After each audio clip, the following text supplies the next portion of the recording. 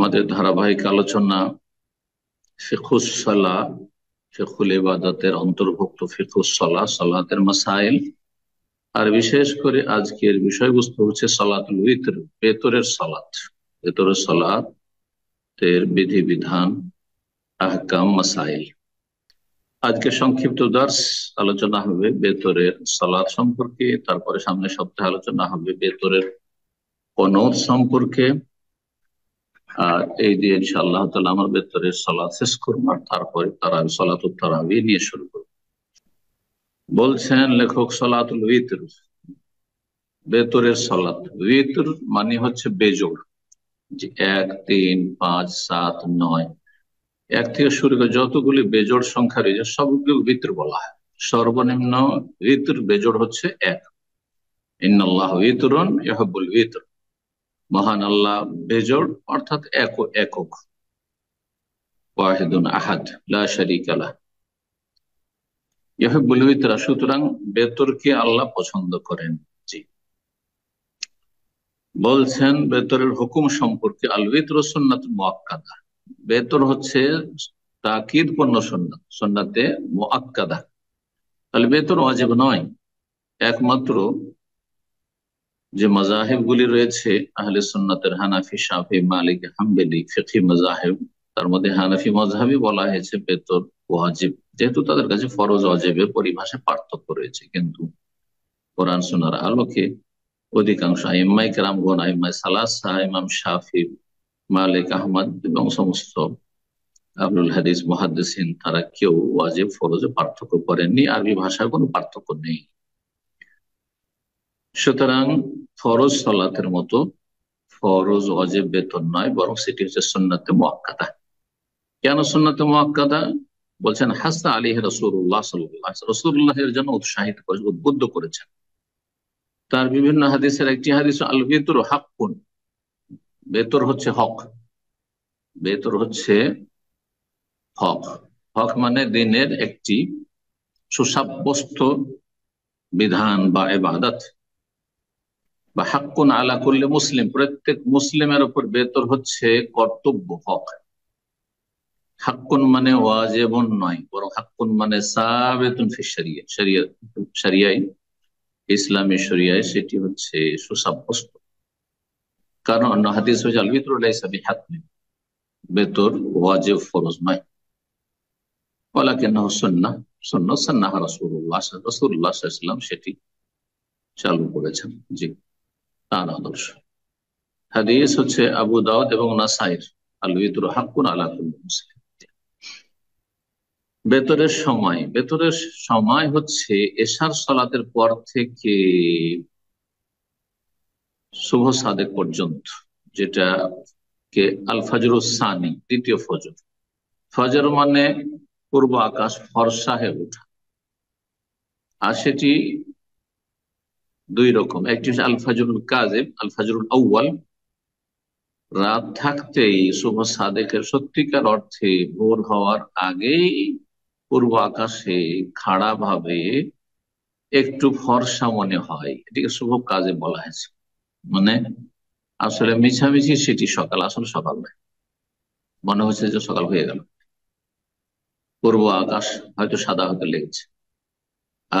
আর ফজরুস সানি হচ্ছে শুভ সাদেক, সত্যিকার অর্থে যেটি ফজর হওয়া, ভোর হওয়া। তো যখন শুভ সাদেক হয়ে যাবে, এটিকে ফজর সানি এই জন্য বলা হয়, যেমনটা বলো ফজর দুটি রয়েছে। এশার সালাতের পর থেকে শুরু করে দীর্ঘ সময়, এশার সালাত মাগরিবের সোয়া 1 ঘন্টা, 1 ঘন্টা 14-15 মিনিট পরে শুরু হয়ে যায়। তাহলে তার সাথে সাথে কেউ যদি এশা পড়ে ফেলে, এমনকি গত সপ্তাহে বিষয়টি বলেছি যে কারো জন্য যদি মাগরিব এশা জমা করার বৈধতা থাকে, মুসাফির, মারিদ, অসুস্থ, আহ ভয় ভীতি রয়েছে, প্রচন্ড বৃষ্টি, ঝড় তুফান রয়েছে, কোন ওজোর রয়েছে, সেই কারণে জমা করতে হচ্ছে মাগরিবের সময় জমা তাকদিম করলো, এশা পড়ে নিল, তারপরে বেতর পড়ে নিতে পারে। এশার সালাতের পর থেকে শুরু করে ফজর হওয়া পর্যন্ত। ওয়া আখিরুল লাইল, আর এই যে লম্বা সময়, দীর্ঘ সময় বেতর পড়া যেতে পারে, যে কোনো সময়, প্রথম দিকে যেতে পারে, মাঝামাঝি যেতে পারে, শেষ দিকেও যেতে পারে, কিন্তু রাতের শেষ অংশে শুভ সাদেক হওয়ার আগেখানে বেতর পড়া বেশি উত্তম, যদি নিজে নিশ্চিত হতে পারেন যে আমি পারবো উঠতে, আমার ঘুম ভাঙবে এবং আমি বেতর মিস করব না। তাই বলছেন ওয়াখিরুল লাইলি লিমান ওয়াসিকা বিনাফসি আফদাল, যেই ব্যক্তি নিজের সম্পর্কে নিশ্চিত যে আমি জানতে পারবো ফজর আগে, তার জন্য রাতের শেষ অংশে পড়া হচ্ছে বেশি উৎকৃষ্ট। হাদিস বুখারী মুসলিমের এর দলিল, মা আয়েশা রাদিয়াল্লাহু তাআলা আনহা বলছেন মিন কুল্লি লাইলি কাদ আওতারা রাসূলুল্লাহ সাল্লাল্লাহু আলাইহি ওয়াসাল্লাম রাতের প্রতিটি অংশে বেতর পড়েছেন, এশা পর থেকে শুরু করে প্রতিটি অংশে পড়েছেন। মিন আউয়ালিল লাইলি, রাতের প্রথম অংশে পড়েছেন, ওয়াসাতিহি, মধ্যরাতে, রাত 9টা 10টা 11টা 12টা এই সময়গুলোতে পড়েছেন, ওয়াখিরি, শেষ রাতেও পড়েছেন, রাত 2টো 3টে 4টে, ফজর আগ পর্যন্ত পড়েছেন। কিন্তু ফান্তাহা বিতরুহু ইলা সাহ, নবী সাল্লাল্লাহু আলাইহি ওয়াসাল্লামের শেষ জীবনে বেতরের সমাপ্তি হয়েছে ভোর রাত্রে পড়ে। তাই নবী সাল্লাল্লাহু আলাইহি ওয়াসাল্লামের জীবনের শেষ আমল, সেটা রহিতকারী মানসুখ নাসিখ নয়, বরং এটি উত্তম আমল, যে ভোর রাত্রে তিনি সাহারি খাওয়ার সময়, ফজর হওয়ার আগে আধা ঘন্টা 40 মিনিট যে সময়গুলো থাকে, এই সময়টাই বেতর পড়েছেন নবী সাল্লাল্লাহু আলাইহি ওয়াসাল্লাম শেষ জীবনে বেশি। সহিহ বুখারী এবং মুসলিমের হাদিস। বেতর পদ্ধতি সম্পর্কে বলছেন যে ইয়াকুনুল বিতরু বিরাকাতিন ওয়াহিদা, বেতর এক রাকাত হতে পারে, তার সর্বনিম্ন বেজর হচ্ছে এক। আর এটি হচ্ছে সঠিক, এটি হচ্ছে যে ফুকাহায়ে কেরামদের মধ্যে 4জনের মধ্যে, বিশেষ করে যাদের নামে মজহাবের প্রচলন ঘটেছে, তাদের 3জন, ইমাম শাফি, মালিক, আহমদ এবং সমস্ত সালাফে সালেহিন থেকে শুরু করে আহলুল হাদিস, যারা কোরআন সুন্নাহ অনুসারী, আইমায়ে মুহাদ্দিসিন যারা, তারা সবাই বলছেন যে এক রাকাত সালাত আছে এবং সর্বনিম্ন বেতর হচ্ছে এক রাকাত। একমাত্র হানাফি মাযহাবে বলা হচ্ছে এক রাকাত নাকি নামাজই নেই, সালাতে নেই। এটি সরাসরি সহিহ হাদিসের সাথে সাংঘর্ষিক, সুতরাং সেটি ছেড়ে দেওয়া, বর্জন করা ফরজ। এই ভুল ভ্রান্ত বিশ্বাস রাখা মোটেই যায় না। বেতর এক রাকাত হতে পারে, আবে সালাসিন 3 হতে পারে, আবে খামসিন 5 হতে পারে, আউসাবিন 7 হতে পারে, আউতিসিন 9 হতে পারে। এখন 9 পর্যন্ত যদি পড়েন তো কি করবেন? এজাত্তা সালাত হাযিহির রাকাত বিসালামিন ওয়াহিদ, যদি এই রাকাত গুলি অবিরাম পড়ে যান, এক রাকাত আরেক রাকাতের সাথে মিলিত করে এক সালামে পড়বেন। হাদিস সহিহ মুসলিমে রয়েছে এবং সুনানে নাসাইতে রয়েছে। তাহলে সর্বনিম্ন বেতর হলো এক রাকাত। তাই একবার বলছেন আকালুল বিতরে রাকাত, সর্বনিম্ন বেতর হচ্ছে এক রাকাত, ওয়া আকসারু 11 রাকাত, আর সর্বর্ধে বেতর বেজোড় হচ্ছে 11 রাকাত অথবা 13 রাকাত। জি, যারা তাহাজ্জুদ পড়েন 11 পড়ছেন, 13 পড়ছেন, 9 পর্যন্ত, তাহলে যে বয়ান করলেন, বলছেন 9 পর্যন্ত এক সালামে পড়বেন না, 9 পর্যন্ত এক সালামে পড়তে পারেন। 8 পড়ার পরে একটা তাশাহুদ পড়লেন, টানা 8 পড়তে থাকলেন, কোনো তাশাহুদ পড়লেন না, 2 এর পরে কোনো তাশাহুদ পড়তে থাকলেন 8 পর্যন্ত, আর তারপরে এক রাকাত পড়লেন, সালাম না ফিরে উঠে গেলেন, শুধু আত্তাহিয়াত পড়ে, আর তারপরে শেষ তাশাহুদ। জি, আজকে বিষয়টি আরো বিস্তারিত। 13 রাকাত পর্যন্ত পড়তে পারবেন। ইউসাল্লিহা মাসনা, যারা 11-13 পড়বেন, এই ক্ষেত্রে তরিকা কি উত্তম? ইউসাল্লিহা মাসনা মাসনা, 2 করে পড়বেন, সালাম ফিরবেন। আর 2 করে যখন 6 সালামে 6 দুগুণে 12 হয়ে গেল, 13 পড়বেন, ওই উত্তর বেওয়াহেদে 1 পড়বেন, অথবা 5 সালামে 10 রাকাত হয়ে গেল, ওই উত্তর বেওয়াহেদে 1 রাকাত বেতর পড়বেন। সর্বনিম্ন বেতর হচ্ছে 1, কিন্তু সর্বনিম্ন পূর্ণাঙ্গ বেতন, পূর্ণ বেতন মানে উত্তম বেতন, সর্বনিম্ন উত্তম বেতন, একটা সর্বনিম্ন উত্তম বেতন, পূর্ণতার সাথে আপনি বেতনটা আদায় করলেন, এটি হচ্ছে 3 রাকাত। এটি হচ্ছে 3 রাকাত, 2 রাকাত পড়ে সালাম ফিরবেন, আর তারপরে 1 রাকাত পড়বেন আলাদা করে, এটি বেশি উত্তম। যার উপরে সৌদি আরবে আমল রয়েছে, যারা সৌদি আরবে রমজান মাসে তারা পড়েছেন, কিয়ামুল লাইল, কিয়াম রমজান পড়েছেন, তারা অবশ্যই জানেন বা এইসব দেশে বসবাস করছেন, 2 রাকাত পড়ে সালাম ফিরে 1 রাকাত পড়া, এটি হচ্ছে সর্বনিম্ন পূর্ণতা। তাহলে যারা এশার সালাত আদায়ের পরে পড়ে নিচ্ছেন, ধরেন গোটা বছরের কথা বলছি, শুধু রমজানের কথা নাই, এশা পরে 2 রাকাত সুন্নাতে রাতেয়া পড়লেন, তারপরে 2 রাকাত জোড়া পড়লেন, আর তারপরে 1 রাকাত বেতর পড়লেন, এইভাবে এটা সর্বনিম্ন পূর্ণতা, উত্তম, সর্বনিম্ন উত্তম। আর যত বেশি পড়বেন তত বেশি ফজিলত পাবেন। এই 3 রাকাত 2 সালামে তাহে পড়লেন, 2 রাকাত পড়ে সালাম ফিরলেন, আর তারপরে 1 রাকাত, অথবা আবে সালামিন ওয়াহিদ। আরেকটি হাদিস রয়েছে যে 1 সালামে পড়লেন, 2 রাকাত পড়ে বসলেন। মাগরিবের মতো বসার হাদিস একেবারে দুর্বল, সহি নয়, যেটি হানাফি মাযহাবে বেতরের প্রচলন বা প্রচলিত বেতর, সেটির হাদিস দুর্বল। তাহলে সহি তরিকা দুটি, একটি হচ্ছে 3 পড়ছেন কিন্তু 2 রাকাত পড়ে সালাম ফিরে দিলেন, তারপরে 1 পড়লেন, আর বেতর আপনার এই 3 রাকাত, যদি মাঝখানে সালাম ফিরে। আরেকটি হচ্ছে 1 সালামে আর 1 তাশাহুদে 3 রাকাত পড়বেন। তো 1 সালামে যখন পড়বো তাশাহুদুন ওয়াহিদুন ফি আখির, একটি তাশাহুদ তখন পড়বেন। ওয়ায়ুসান্নু আন ইউকরা ফিল উলা, এই যে 3 রাকাত বেতর পড়বেন, এতে তেলাওয়াত গুলি কি কোন সূরার হবে? সূরা ফাতিহার পরে বলছেন প্রথম রাকাতে সূরা আলা, দ্বিতীয় রাকাতে সূরা কাফিরুন, তৃতীয় রাকাতে সূরা ইখলাস। বলছেন যদি কেউ 5 পড়ে, আচ্ছা ওয়াইন আওতার বেখামসিন, 5 রাকাত যদি বেতর পড়ে, তাশাহাদা মাররাতান ওয়াহিদা, একটি তাশাহুদ পড়বেন শেষখানে, আর সালাম ফিরবেন, মানে একটানা তাহলে 5 রাকাত পড়তে থাকবে। ওয়াইন আওতার বেসাবিন ফাকাদ, এইরকম যদি 7 রাকাত কেউ বেতর পড়ে তাহলে একটানা পড়তে থাকবেন, তাহলে 6-এর পরে বসবেন। কিন্তু এরকম কিছু হাদিস রয়েছে 6-এর পরে বসার, সেজন্য বলছে ওয়াইন তাশাহাদা বাদা সাদেসা, যদি 6 পড়ার পরে বসে যায় আর আত্তাহাত পড়ে কিন্তু সালাম ফিরল না, তারপরে দাঁড়িয়ে গেল, ওয়াসাল্লা সাবিয়া, আর তারপরে 7ম রাকাত পড়লেন, তো কোনো অসুবিধা নেই, এতে কোনো অসুবিধা নেই। আর এর বেশি, 7-এর বেশি যদি 9 পড়েন, তো 8-এর পরে আপনি বসবেন, এটি সুন্নাত এবং এটি প্রমাণিত। আবু হুরায়রা রাদিয়াল্লাহু তাআলা আনহু থেকে বর্ণিত, তিনি বলেছেন আওসানি খালিলি বিসালাসিন, আমার অন্তরঙ্গ বন্ধু রাসূলুল্লাহ আমাকে 3টি ওসিয়ত করেছেন, উপদেশ দিয়েছেন। লা আদাহুন্না হাত্তা আমুত, আমি যতদিন মরে না যাব আমি সেগুলি কখনো পরিত্যাগ করবো না, ছাড়বো না। প্রতি মাসে 3টি করে সিয়াম পালন করা, যাতে গোটা বছরের সিয়ামের সহ 10 30 হয়ে যাবে। ও সলাতুদ দোহা, আর দোহার সলাত, চাষতের সলাত, সেটা সর্বনিম্ন হচ্ছে 2, আর এই নিয়ে বিস্তারিত আলোচনা হয়েছে। আর সর্ব থেকেও যদি পড়ে তাহলে সেটা 10-12 পর্যন্ত পড়তে পারে। ওয়ানাউমিন আলা উইতরিন, আর বেতর পড়ে ঘুমিয়ে যাওয়া।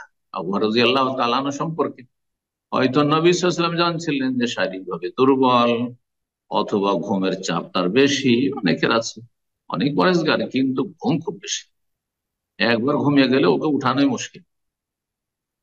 তো যাই হোক, আবু হুরায়রা রাদিয়াল্লাহু তাআলা আনহুকে বলেছিলেন যে তুমি বেতরটা পড়ে শুয়ে যাও। কিন্তু যাদের হেম্মত আছে যে না আমি উঠতে পারবো, মাসে 2-1 দিন মিস যেতে পারে, হয়তো উঠতে পারলো না, কিন্তু অধিকাংশ দিন গেলে উঠতে পারে।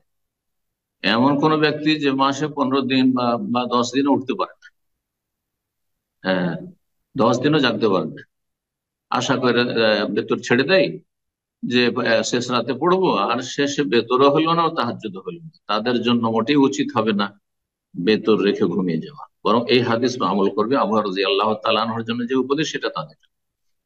বুখারী মুসলিমের হাদিস। বলছেন ওয়াইন আওতারা বেতিসইন, 9 রাকাত যদি বেতর পড়ে তাহলে তাশাহাদা মাররাতাইন, 2 বার তাশাহুদ পড়বে।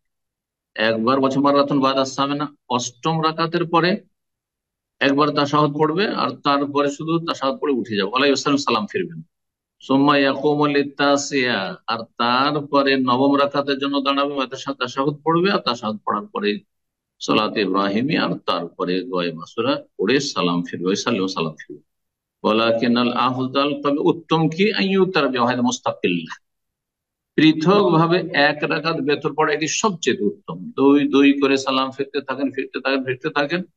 ফাইযা খাশিয়া আহাদুকুম সুবহা, নবী সাল্লাল্লাহু আলাইহি ওয়াসাল্লাম প্রসিদ্ধ হয় যখন ভোর হওয়ার আশঙ্কা, অথবা আপনার সালাত পড়া যথেষ্ট, আপনি ঘুমাতে চাইছেন, তাহলে 1 রাকাত বেতর পড়েন, 1 রাকাত পৃথক বেতর। সুম্মা ইয়াকুলু বাদা সালাম, বেতর থেকে যখন সালাম ফিরবেন তারপরে একটি জিকির তসবিহ পাঠ করা সুন্নাত। সুবহান আল মালিকুল কুদ্দুস, সুবহান আল মালিকুল কুদ্দুস, সুবহান আল মালিকুল কুদ্দুস, টান দিবেন তৃতীয়বার। ইয়ামুদ্দু সাওতাহু ফি সালিসা, তৃতীয়বারে লম্বা টান দেবেন। সোনান নাসাই, হাদিসটি সহিহ, 1699 হাদিস নাসাইর। বলছেন যে বেতর পড়বে একজন মুসলিম তাহাজ্জুদে পড়ে, ইউসাল্লিল মুসলিমুল বিতরা বাদা সালাতি তাহাজ্জুদ, যারা তাহাজ্জুদ পড়তে অভ্যস্ত তারা বেতর পড়ে শুয়ে যাবে না, বা এসাথে বেতরটা পড়ে নেবে না, উত্তম হচ্ছে তাদের, উত্তম জায়েজ নয়। যদি কারো দেখা যায় না খুব ক্লান্ত অথবা আমি জাগতে পারি না, সুতরাং আমি বেতরটা পড়েই শুয়ে যাই আর তারপরে পারলে তাহাজ্জুদ পড়বো, তাহলে অসুবিধা নেই, জায়েজ আছে।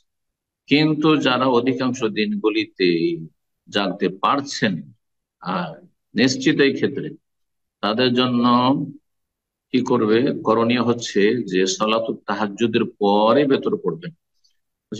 মুসলিম ভিতরে বাদা সলাতে, তাহাজ্জুদের সলাতের পরে বেতর পড়বে। ফাইন খাফা আল্লাহ ইয়াকুমা, যদি আশঙ্কা হয় যে আমি ঘুম থেকে উঠতে পারবো না, আও তারা কাবলা নওমে, ঘুমের আগেই, ঘুমাবার আগে বেতরটা পড়ে নিবে। কারণ নবী সাল্লাল্লাহু আলাইহি ওয়াসাল্লাম বলেছেন, মান খাফা আল্লাহ ইয়াকুম মিন আখিরিল লাইলি, কারো যদি আশঙ্কা হয় যে রাতের শেষ ভাগে আমি ঘুম থেকে জাগতে পারবো না, ফালিউতের আউয়ালাহু, রাতের প্রথম অংশে যেন বেতর পড়ে, এসা পরে বেতর পড়ে নেন।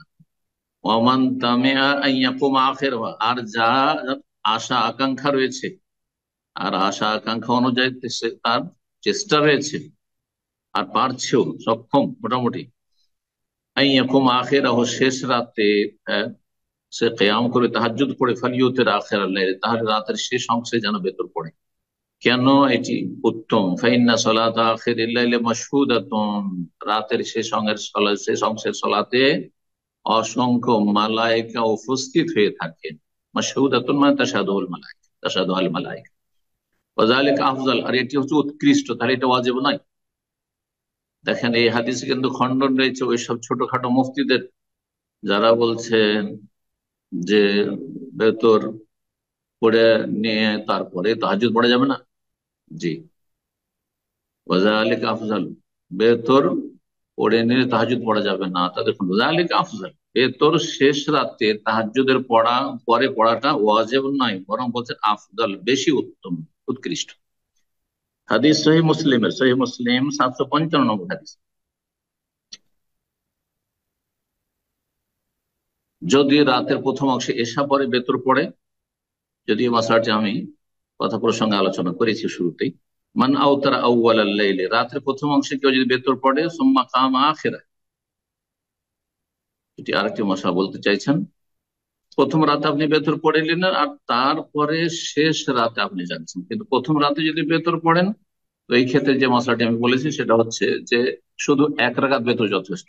4 রাকাত, 4 রাকাত ফরজ সালাত পড়েন এশা, আর তার 2 রাকাত সুন্নাতে রাতে পড়লেন, 1 রাকাতও যদি পড়েন, অর্থাৎ 7 রাকাত।